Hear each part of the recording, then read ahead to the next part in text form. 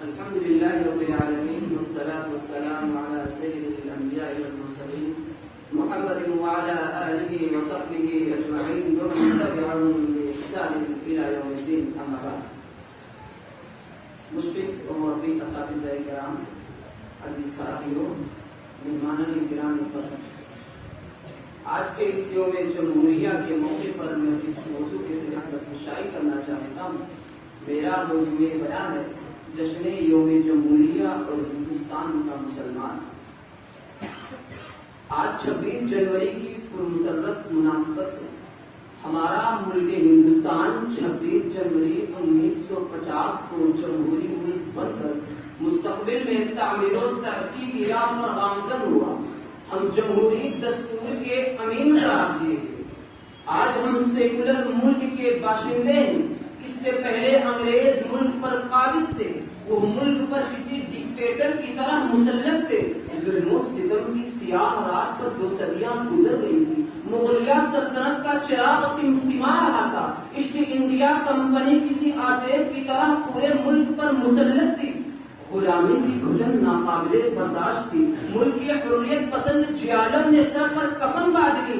1857 کی جدوجہد سودمند ثابت نہ ہوئی. اس بغاوت پر انگریزوں کی گرفت جب مضبوط ہوئی تو آزادی کے متوالوں کو چن چن کے مارا جانے لگا. پھانسی کی سزائیں دی گئی. ہاتھیوں کے پیروں کے نیچے کچلا گیا. توپ کے دہانے پر باندھ کر بموں سے اڑا دیا گیا. جسم کے چیتڑے فضا میں بکھر گئے. ظلم و بربریت کے نئے نئے ریکارڈ قائم کیے گئے. لیکن اس ظلم و سفاکی کی ہولناک کارروائیاں اس چنگاری کو سرد نہ کر سکیں جو لوگوں کے دل میں جل رہی تھی. سلسلہ آگے بڑھا. ملک کو بیدار مغز اور دور اندیش رہنما ملے. انہوں نے آزادی کی تحریک کو آگے بڑھایا. سپردے زندان کیے گئے. ان سے کاغذ قلم کو چھین لیا تو انہوں نے زندان کی دیواروں کو کاغذ اور اپنے لہو کو روشنائی میں تبدیل کر لیا اور کہا متاع لوح قلم چھین گئی تو کیا غم ہے. متاع لوح قلم چھین گئی تو کیا غم ہے کہ خون دل میں ڈبو لی ہے ہم نے. معزز سامعین کرام، انگریزوں کے ظلم و بربریت کے سامنے ڈٹے رہے. آخرکار 15 اگست 1947 کو آزادی کا خواب شرمندہ تعبیر ہوا. انگریز ملک چھوڑ کر چلے گئے. ملک میں آزادی کی نئی صبح طلوع ہوئی. مسرت و شادمانی کی ہوائیں چل پڑی. اب ضرورت تھی نظام، دستور و قانون کی. ڈاکٹر بھیم راؤ امبیڈکر اپنے رفقا کے ساتھ مل کر ایک آئین تیار کیا جسے جمہوریت یا سیکولرزم کہا گیا. اس نظام میں ملک کے تمام مذاہب کے ماننے والوں کو یکساں حقوق حاصل تھے. مذہبی آزادی تھی، سہولتیں اور مراعات تھیں. کثرت میں وحدت کا دعویٰ تھا. گنگا جمہوری روایت کا عزم تھا. عدل و انصاف کی یقین دہانی تھی. مذاہب کی عزت و تکریم تھی. تعمیر و ترقی کے عزائم تھی. لیکن اے بسا آرزو کے خواہشوں، دیکھتے دیکھتے صورتحال کچھ یوں ہو گئی کہ شاعر کو کہنا پڑا مسلمان اور ہندو کی جان کہاں ہے میرا ہندوستان، میں اس کو ڈھونڈ رہا ہوں. معزز سامعین کرام، ملک تو آزاد ہو گیا لیکن ایک غلامی کی بنیاد پر نہیں تھی. ایک خطرناک قسم کا مذہبی تعصب ملک کے وجود میں سرایت کر رہا تھا. جمہوریت ایک خطرناک قسم کا مذہبی تعصب ملک کے وجود میں سرایت کر رہا تھا.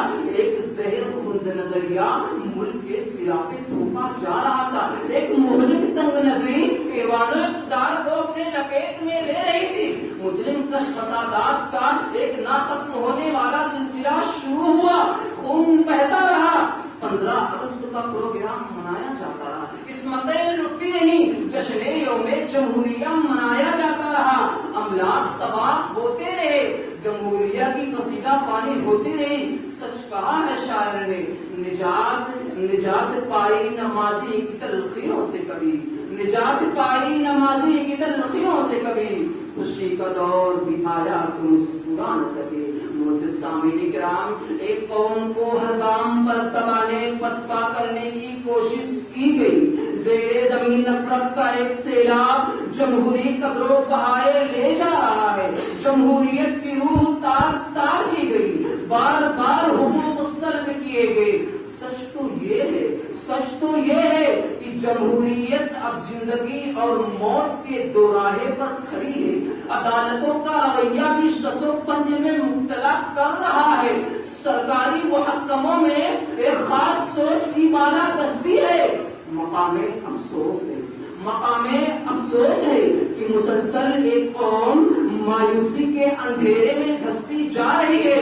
اس کا مستقبل تاریخ سے تاریخ تر ہوتا جا رہا ہے۔ موب لنچنگ کا خوفناک دور ملک کی تاریخ پر ایک بدنما داغ ہے۔ سینکڑوں لوگ خونی بھیڑ کی گیز و غضب کے نذر ہو گئے۔ نفرت کا زہر ذہنوں کو اتنا مسموم کر چکا ہے کہ معصوم آصفہ کی عصمت کو انسانی درندے تار تار کر رہے ہیں، اور پھر غازیوں کی حمایت میں ان کے ہم مذاہب احتجاج کرتے ہوئے نظر آتے ہیں۔ گجرات میں بلقیس بانو کے مجرمین کو عدالت باعزت بری کر دیتی ہے اور ہار پہنا کر ان کا سمان کیا جاتا ہے۔ یہ سب گھناؤنا تماشا جمہوریت کے ناک کے نیچے ہوتا ہے، اور ایوان اقتدار میں بیٹھے نفرت کے سوداگر ان واقعات کو انجوائے کرتے ہیں۔ اف تک نہیں بولتے۔ سول کوڈ، لب جہاد، گھر واپسی، اذان، حجاب کے اوپر شو سے چھوڑ کر مسلمانوں کو اذیتوں سے گزارا گیا۔ اس دورانیے میں حکومت وقت کی مجرمانہ خاموشی ایک قوم کو خاموش پیغام دیتی رہی کہ مسلمان اب حاشیے پر لگا دیے گئے ہیں، اقلیتوں کی حکومت کو کوئی پرواہ نہیں۔ تو سوال اب یہ پیدا ہوتا ہے کہ کیا ہمارے بزرگوں نے اسی دن رات کے لیے قربانیاں دی تھی؟ کیا پورے 7,000 انجم سے یہی خواب شرمندہ تعبیر ہونا تھا؟ کیا جنگیں آزادی کے جالوں کی قربانیاں لائے جائیں گی؟ کیا صرف ایک دھرم کی بالا دستی قائم رہے گی؟ اگر یہی سب ہندوستان کا مستقبل تھا تو جمہوریت تو دستور کیوں بنایا گیا؟ کیوں اسے سیکولر قرار دیا گیا؟ کیوں آزادی کے وقت یقین دہانی کرائی گئی کہ اس ملک میں تمام مذاہب کو اپنے مذہب پر عمل کرنے کی آزادی ہوگی؟